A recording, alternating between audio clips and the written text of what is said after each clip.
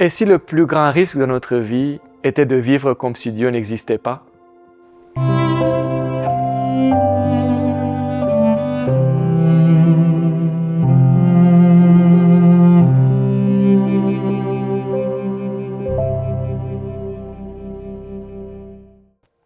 Aujourd'hui, les gens aiment parier. Ils parient sur les marchés financiers, sur des équipes sportives, sur des crypto-monnaies, parfois même sur des rêves qui ne se réaliseront jamais. Chaque pari repose sur une possibilité, une espérance de gain.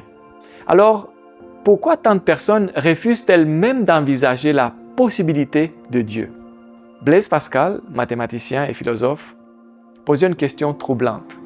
Si Dieu n'existe pas, celui qui croit n'aura peut-être perdu que quelques années à chercher un sens, à aimer, à espérer et à vivre avec foi.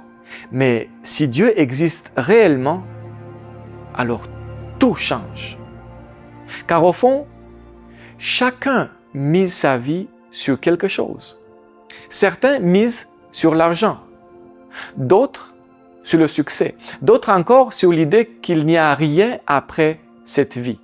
Mais si l'éternité existe, alors peut-être que le plus grand risque n'est pas de croire en Dieu, mais de vivre comme s'il n'existait pas. La Bible dit, « Cherchez l'Éternel pendant qu'il se trouve. Invoquez-le tandis qu'il est prêt. » Dieu ne nous invite pas à une foi aveugle, mais à une recherche sincère.